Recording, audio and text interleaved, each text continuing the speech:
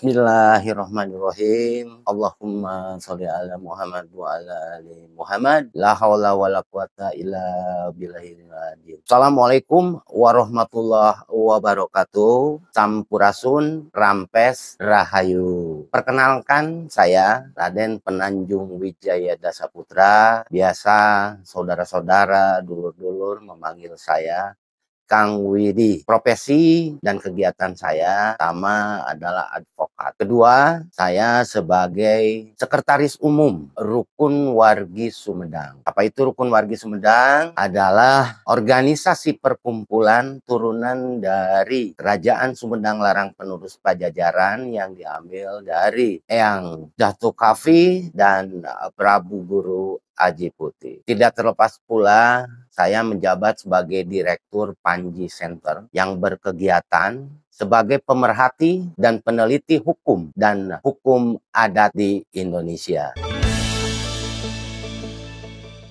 Di sini dengan segala kerendahan hati, izinkan saya memperkenalkan sebuah konten program yang berjudul Klinik Budaya Inspiratif dalam Pola Pikir dan Cara Berpikir. Pembuatan konten klinik budaya sebenarnya dilatar belakangi karena polemik reformasi yang terjadi 24 tahun yang lalu. Polemik yang berkumandang keras ini menjadi sikap proaktif sebagian masyarakat Indonesia, terutama kalangan ulama, mahasiswa, cendekiawan, politis, dan lain sebagainya. Oleh karena itu, pada saat reformasi tersebut, kaidah apa yang bisa kita terima dari reformasi 24 tahun yang lalu? Banyak segala sesuatu perubahan dan elemen-elemen yang lain yang belum tentu setiap perubahan itu menghasilkan sesuatu yang baik ataupun sebaliknya. Inilah yang menjadi kenapa klinik budaya muncul. Karena satu persoalan dalam suatu reformasi itu adalah pandangan hidup. Pandangan hidup inilah yang mesti kita benahi, kita rawat, dan kita jaga. Pemicunya adalah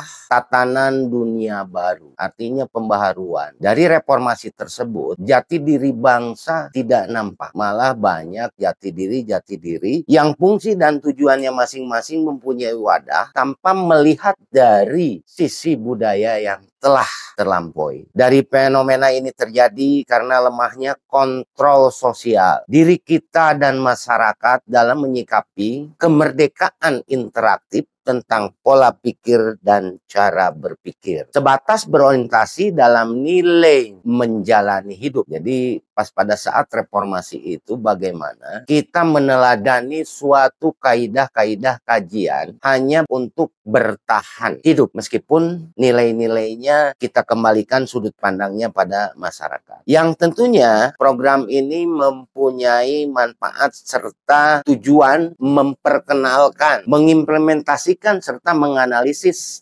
kendala tentang 3 komponen yang utama dalam klinik budaya, tidak terlepas daripada budaya itu sendiri, agama, dan ilmu. Dan diharapkan klinik budaya dapat memberikan kontribusi pemikiran, pengembangan ilmu, agama, budaya untuk berbangsa dan bernegara, serta menjadi masukan bagi kalangan-kalangan masyarakat atau para pelaksana produk hukum ke depan.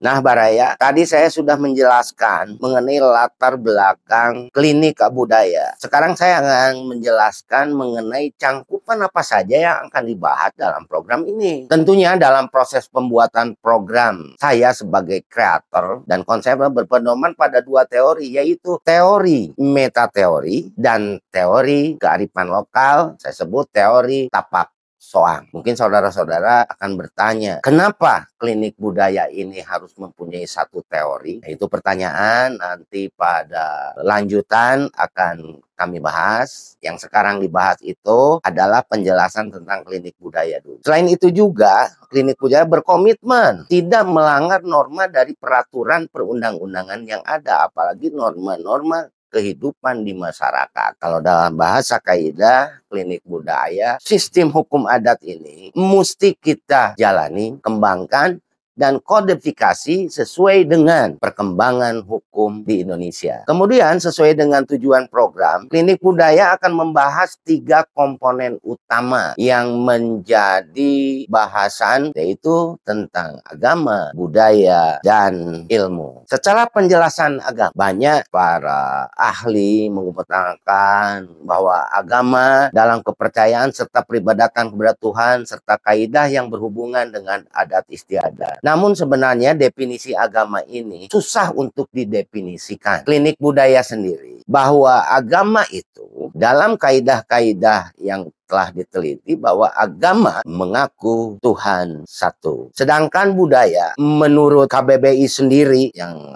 notabene ilmiah merupakan arti dari pikiran, akal, budidaya, serta sesuatu kebiasaan yang sukar untuk diubah. Nanti pembahasannya sifat budaya seperti apa dan lain sebagainya mungkin pada saat konten selanjutnya. Tapi menurut Klinik Budaya, budaya adalah pola pikir dan cara berpikir. Dan dari ciri-ciri ini menarik kesimpulan bahwa Klinik Budaya ini akan mengambil suatu edukasi hipotesa. Ini kesimpulannya. Kenapa disebut edukasi hipotesa? Karena sesuatu yang menjalankan secara edukasi pendidikan terhadap masyarakat tidak melihat dari status, tidak melihat dari pekerjaan, tidak melihat dari pendidikan dan lain sebagainya. Karena masyarakat belum tentu bisa memahami, mengerti, iya, tapi belum tentu bisa memahami. Maka kenapa ini Klinik Budaya dibuat untuk program mengedukasi masyarakat biar pola pikir dan cara berpikirnya berkembang sesuai dengan perkembangan. Kalau secara Klinik Budaya, kita yang masih hidup ini adalah orang-orang yang menjalani suatu peradaban pada zaman yang ditentukan. Jadi kenapa Klinik Budaya ini dibuat? Untuk menyelaraskan, untuk mencerdaskan. Salah satu bagian daripada Undang-Undang Dasar 1945 mencerdaskan kehidupan bangsa. Tidak harus formal, tidak harus non formal juga. Sekarang Klinik Budaya membuka dan memberikan suatu edukasi tentang pandangan hidup ke depan. Demikianlah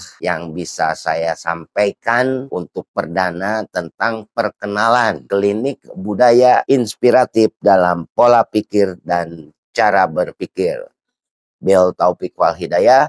Wassalamualaikum warahmatullahi wabarakatuh. Sampurasun, rampes, rahayu.